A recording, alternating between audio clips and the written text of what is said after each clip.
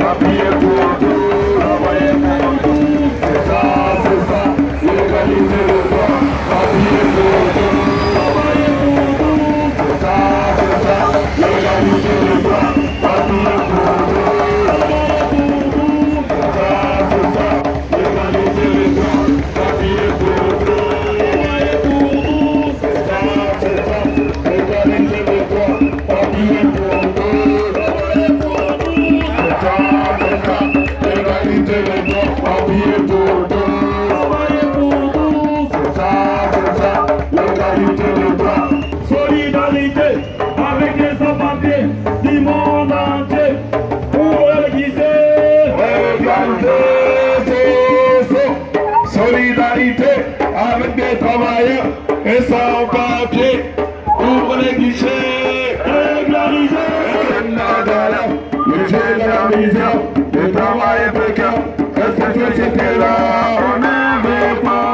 Le jeu de la galère, le jeu de la misère, le travail précaire, et cette société-là. Le jeu de la misère, le travail précaire, et cette société-là, on ne veut pas. Le jeu de la galère, le jeu de la misère, le travail précaire, et cette société-là.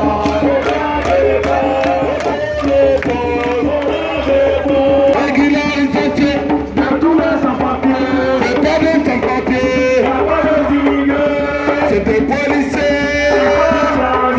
C'est l'ange policière. Régularisation de tous les sans-papiers. C'est pas des sans-papiers, c'est pas des immigrés. Si la loi, il faut la changer. Assez de pouvoir, c'est la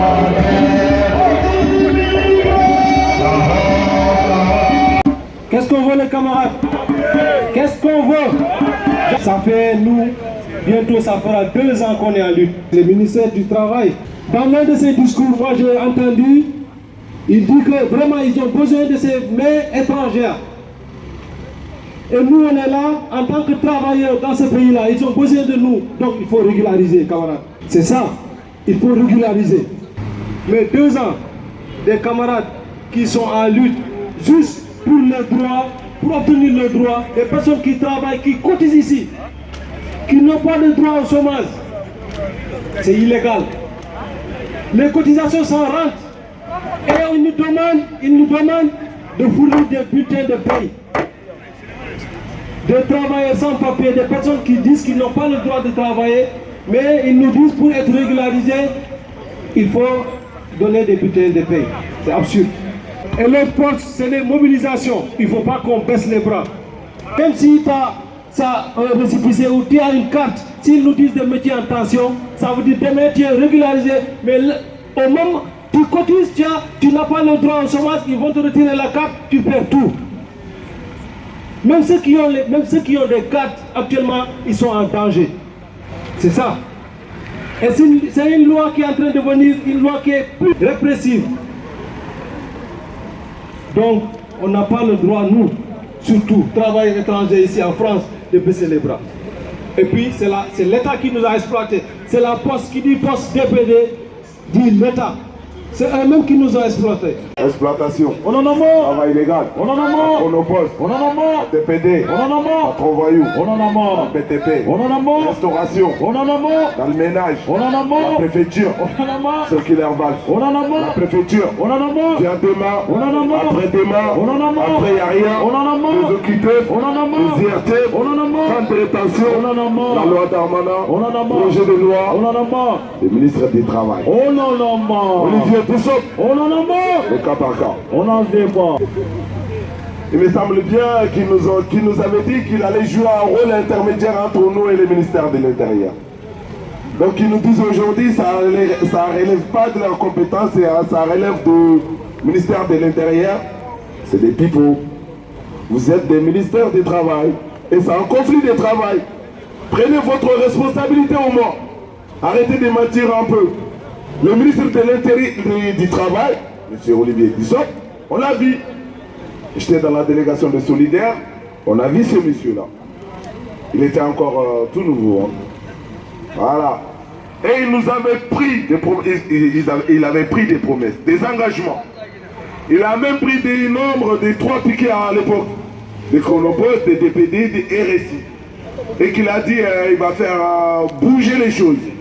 Bouger les choses depuis 2022. On est 10e mois 2023. Rien n'est bougé. Rien, monsieur. Donc vous n'avez rien fait.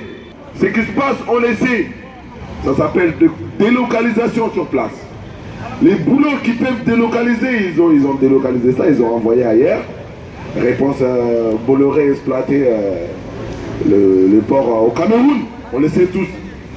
Donc ces transports-là, ça fait encore plus polluer le monde. Tout le monde le sait, mais ils acceptent. Donc la délocalisation sur place, bah, les entrepôts de logistique, c'est sur place. S'ils envoient ça au Mali et que les Français passent les commandes, les colis ne vont pas arriver. Hein. Donc ils sont obligés de maintenir ça sur place.